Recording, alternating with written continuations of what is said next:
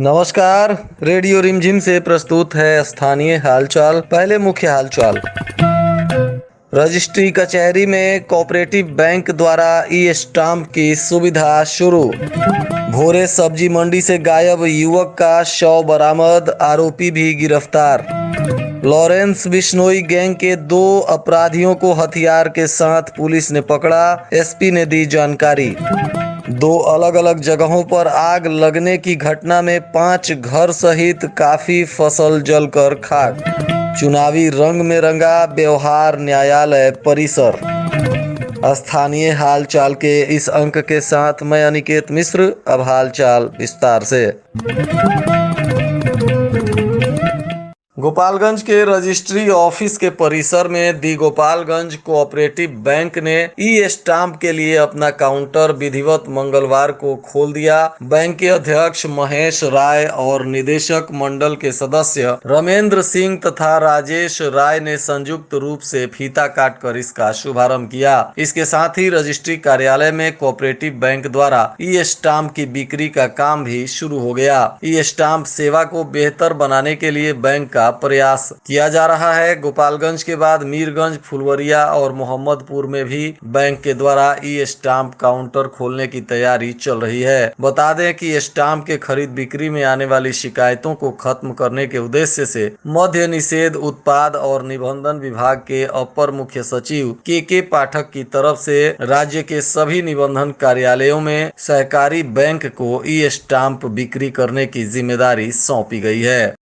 भोरे सब्जी मंडी से 1 सप्ताह पूर्व गायब हुए युवक का शव बगही रोड में स्थित एक बगीचे से बरामद किया गया। इसमें मृतक का हाथ पैर बांधकर और आंख पर पट्टी बांधकर काफी क्रूरता से हत्या करने के बाद उसके शव को गड्ढा खोदकर गाड़ दिया गया था। युवक के मोबाइल का कॉल डिटेल्स निकालने पर पुलिस ने संदेह के आधार पर उसी गाँव के एक युवक को हिरासत में लेकर जब कड़ाई से पूछताछ की तो पूरे मामले का उद्भेदन हो गया। पुलिस ने शव को कब्जे में लेकर पोस्टमार्टम के लिए भेज दिया। प्राप्त जानकारी अनुसार भोरे के गरुड़हा गांव के स्वर्गीय ब्रिजलाल सिंह का पुत्र नंदलाल सिंह उर्फ विद्या शांति मोड़ पर खुदरा सब्जी बेचने का काम करता था और 30 मार्च को यानी बुधवार की सुबह भोरे के थोक सब्जी मंडी में सब्जी लेने गया था, लेकिन वापस नहीं लौटा। काफी खोजबीन के बाद कई दिन से परिजन परेशान थे और पुलिस के पास अपहरण का मामला दर्ज कर लगातार दौड़ रहे थे, परंतु उसका मोबाइल भी ऑफ मिल रहा था। पुलिस ने मोबाइल की सीडीआर निकालने के बाद इस मामले का उद्भेदन किया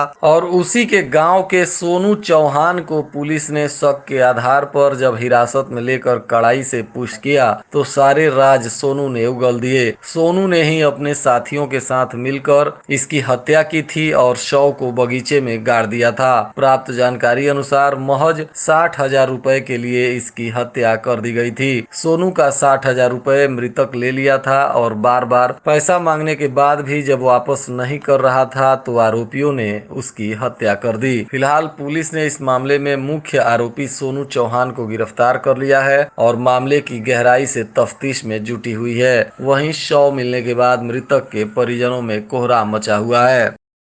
पुलिस अधीक्षक आनंद कुमार ने आज प्रेस वार्ता के दौरान बताया कि हाल ही में लॉरेंस बिश्नोई गैंग के नाम से जिले के कई क्षेत्रों में रंगदारी मांगने वाले एक ग्रुप का उदय हुआ था, जिसका मुख्य सरगना विवेक पुरी बताया जा रहा था, जिसको गोपालगंज पुलिस ने जाल बिछाकर दिल्ली पुलिस के सहयोग से दिल्ली में गिरफ्तार कर लिया और उसको गोपालगंज रिमांड पर लाने की तैयारी चल रही है तथा इसी कड़ी में उसके और 2 साथी टेक्निकल अनुसंधान के आधार पर गोपालगंज में गिरफ्तार किए गए हैं, जिनको मीरगंज पुलिस तथा हथुआ पुलिस और पटना एसटीएफ के सहयोग से सौरेजी नहर के पास से गिरफ्तार किया गया है। गिरफ्तार दोनों आरोपी मीरगंज थाना क्षेत्र के साहिबा चक निवासी बताए जा रहे हैं। इनमें एक का नाम अरुण कुमार उपाध्याय उर्फ दीपक है और दूसरा प्रकाश कुमार पांडे बताया जा रहा है। इन दोनों आरोपियों के पास से पुलिस को 2 पिस्टल, जिंदा कारतूस, मोबाइल फोन और मोटरसाइकिल मिली है, जिसके बाद पुलिस इन लोगों का गहराई से आपराधिक इतिहास खंगाल रही है और गिरफ्तार इन दोनों आरोपियों पर पहले से भी लगभग आधा दर्जन मामले मीरगंज और हथुआ थाने में दर्ज हैं। ये दोनों आरोपी हथुआ के संध्या स्वीट पर गोलीबारी करते हुए रंगदारी मांगने के लिए चिट्ठी फेंके थे और इस बात की संलिप्तता इन्होंने स्वीकार कर ली है। इनके द्वारा एक और स्थान पर फायरिंग करते हुए चिट्ठी फेंक कर रंगदारी मांगी गई थी। इनकी गिरफ्तारी से पुलिस ने 4 रंगदारी के मामलों का उद्भेदन भी कर दिया है। ये सभी आरोपी लॉरेंस बिश्नोई के नाम पर हथुआ क्षेत्र में लगातार रंगदारी मांगने का काम कर रहे थे। कटिया प्रखंड के बैरिया पंचायत के चंवर में अचानक बिजली का तार गिरने से कई बीघा गेहूं का खेत जलकर राख हो गया है, जिसके बाद स्थानीय लोगों ने काफी मशक्कत के बाद आग पर काबू पाया और किसी तरह दूसरे खेतों को जलने से बचाया जा सका है। फिलहाल इस मामले का स्थानीय प्रशासन भी जांच पड़ताल कर रहा है।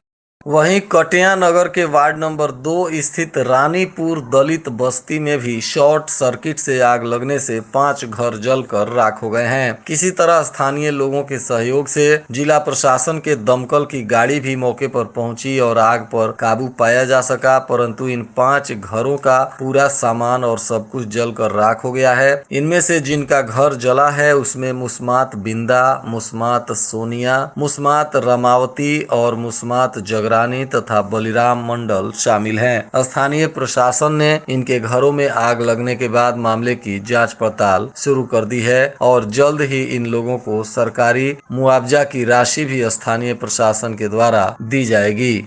गोपालगंज जिला विधिज्ञ संघ का चुनाव प्रचार जोर शोर से चल रहा है, जिसके वजह से व्यवहार न्यायालय परिसर में उम्मीदवारों के द्वारा जनसंपर्क अभियान लगातार किया जा रहा है। 11 अप्रैल को होने वाले मतदान के लिए सभी प्रत्याशी जनसंपर्क में जुटे हुए हैं। कचहरी में भी लोग मतदाताओं के सीट पर अपने अपने चहेता प्रत्याशी के जीत की चर्चा करते हुए दिखाई दे रहे हैं। वहीं उम्मीदवार लोग अधिवक्ता के घर पर भी पहुंचकर वोट देने की अपील कर रहे हैं। वहीं जिला विधिक संघ के संयुक्त सचिव पद के उम्मीदवार उदय नारायण पांडे ने बताया कि वे अधिवक्ता साथियों की आवाज बुलंद करने के लिए चुनावी मैदान में कूद पड़े हैं।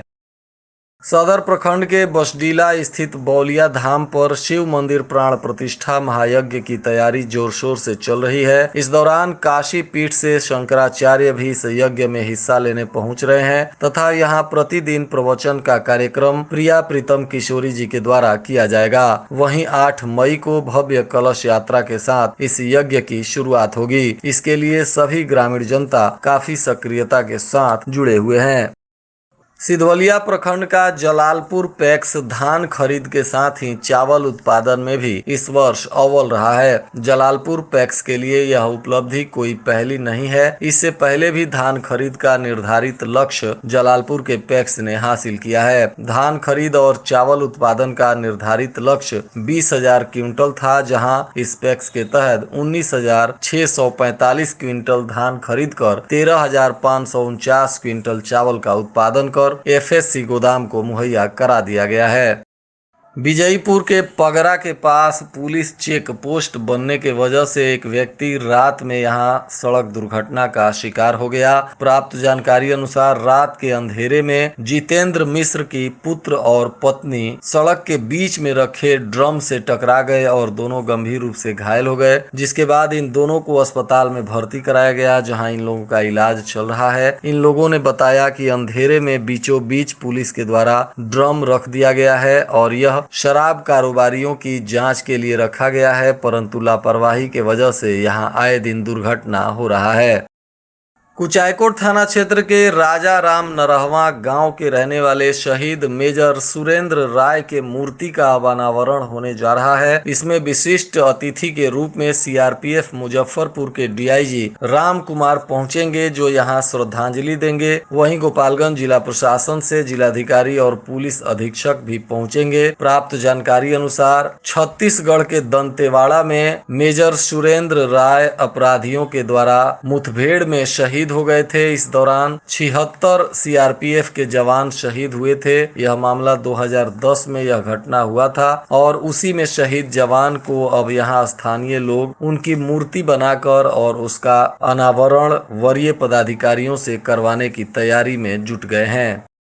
गोपालगंज जिला स्वास्थ्य समिति ने बढ़ते गर्मी के तापमान को देखते हुए सदर अस्पताल गोपालगंज के सभागार कक्ष में एईएस जेई जैसी गंभीर बीमारी पर डॉक्टरों को प्रशिक्षण दिया है। इस कार्यक्रम की अध्यक्षता जिला वेक्टर जनित रोग नियंत्रण पदाधिकारी डॉक्टर सुषमा सर ने की। उन्होंने बताया कि यह काफी गंभीर बीमारी है और यह 2 तरह का होता है। इसका लक्षण सर में तेज दर्द, बुखार जो 5 से 7 दिनों से ज्यादा तक रहता है, वहीं शरीर में चमकी का होना भी तथा हाथ पैर में थरथराहट होना या शरीर या किसी खास अंग में लकवा मार देना जैसा लक्षण दिखता है और इस बीमारी का सरकारी अस्पताल में इलाज है। इसलिए ऐसा कोई भी लक्षण यदि किसी बच्चे में दिखे तो लोग तुरंत सरकारी अस्पताल में बच्चे को भर्ती कराएं, जहां इस बच्चे का इलाज किया जा सकता है। यह बीमारी मुख्य रूप से 1 वर्ष से 15 वर्ष तक के बच्चों में ज्यादा देखने को मिलती है।